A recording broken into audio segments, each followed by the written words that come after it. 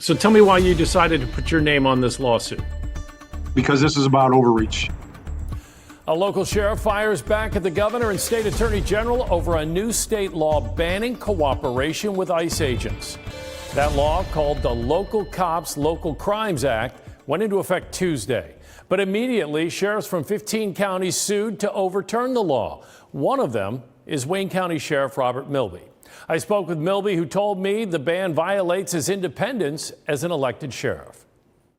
Starting today, ICE can no longer use locally funded police to carry out the Trump administration's aggressive immigration agenda. That was Governor Kathy Hochul Tuesday, shutting down cooperation agreements between local law enforcement and ICE. The new law prevents local agencies from assisting in civil immigration enforcement. It also bans counties from using their local jails to hold ICE detainees. And Hochul warned there will be consequences if the law is violated. Let me be clear. Any police department or sheriff's office that disobeys this law, that maintains any agreement with ICE, will face legal action. More hot air from Albany. Wayne County Sheriff Robert Milby accuses the governor and state attorney general of trying to take control of local law enforcement. Sheriffs are independently elected constitutional officers.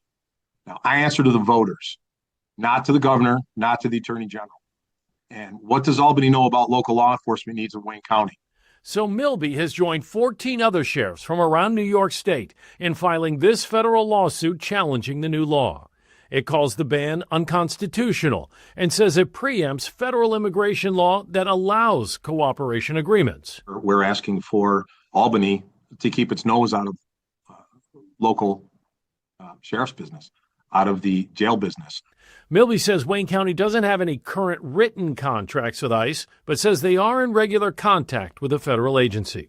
And I believe it's every sheriff's responsibility to have that relationship with our federal partners, not to do their work for them. They know exactly what they're doing. They don't need our help. But in order to keep the peace and allow them to have the space to work within without that civil unrest.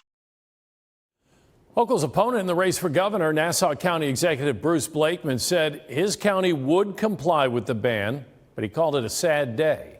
However, he added that the Nassau County Sheriff will join that lawsuit challenging the ban.